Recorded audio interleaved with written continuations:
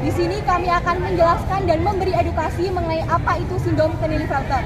Sebelumnya, perkenalkan nama saya Azhara Naya Cinta sebagai pembicara. Saya Mutia Pusya Melia sebagai pemateri 1. Saya Uswatun Hasanah sebagai pemateri 2. Saya Fitriani Rahado sebagai pemateri 3. Saya Asareman Putra sebagai pemateri 4. Saya Fauzan Aprianazis sebagai editor.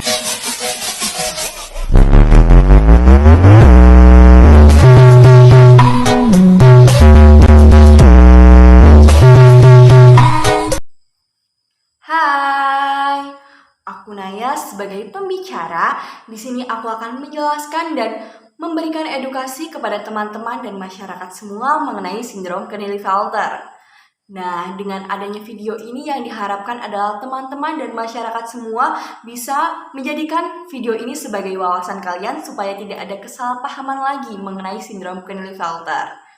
Nah, dari kesalahpahaman tersebut yang biasa mengakibatkan seseorang berstigma buruk terhadap orang yang terkena sindrom Klinefelter dan bahkan ada loh yang sampai mendiskriminasi. Nah, untuk menghindari kesalahpahaman tersebut, di sini aku akan menjelaskan mengenai pengertian dan definisi dari sindrom Klinefelter, penyebab, tanda dan gejala, pengobatan, dan diagnosis sindrom. Yang pertama yaitu pengertian dan definisi.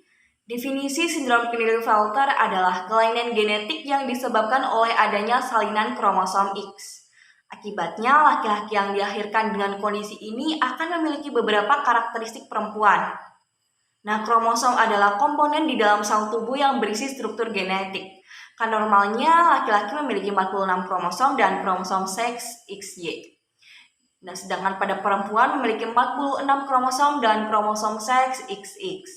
Kromosom seks sendiri merupakan kromosom yang akan menentukan jenis kelamin seseorang.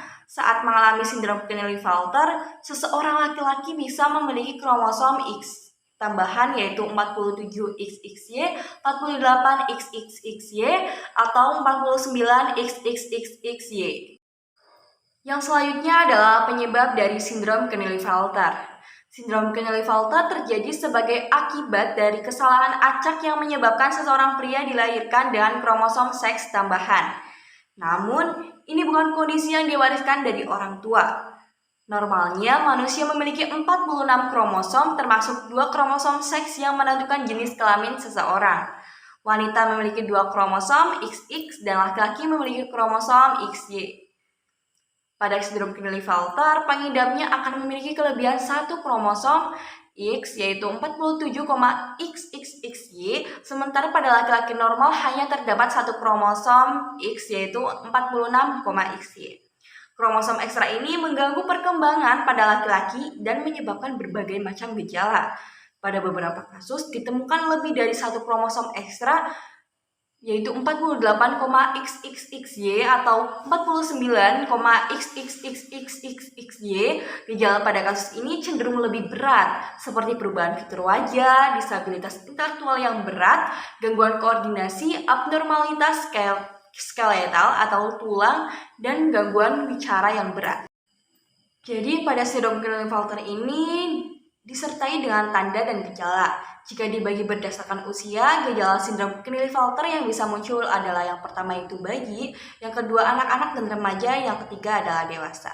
Yang pertama yaitu bayi, gejala sindrom Klinefelter pada bayi bisa berupa yang pertama yaitu lemah otot atau hipotonia, yang kedua perkembangan bahasa terlambat, yang ketiga perkembangan motorik terlambat, yang keempat testis tidak turun atau letak utera yang tidak normal.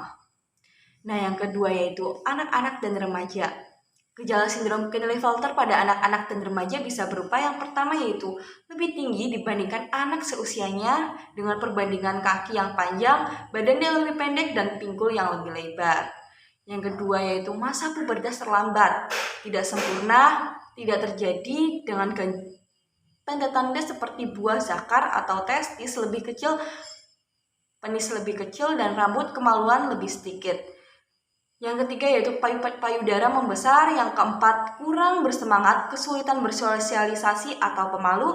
Yang kelima yaitu gangguan belajar seperti sulit membaca, mengeja, dan menulis.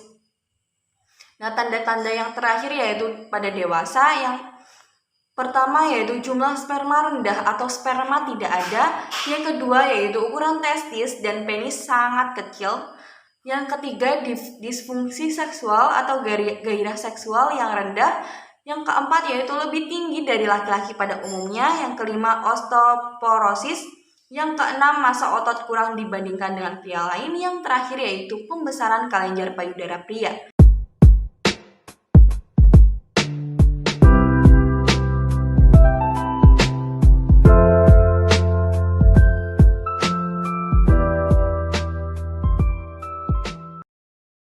Klinefelter bukanlah penyakit yang menurun dan menular. Fisik bukanlah tolak ukur untuk memandang seseorang yang rendah. Stop stigma negatif, stop diskriminasi. Karena pada dasarnya, seseorang yang terkena sindrom Klinefelter sama halnya dengan kita yang memiliki perasaan, butuh kasih sayang, dan butuh perhatian.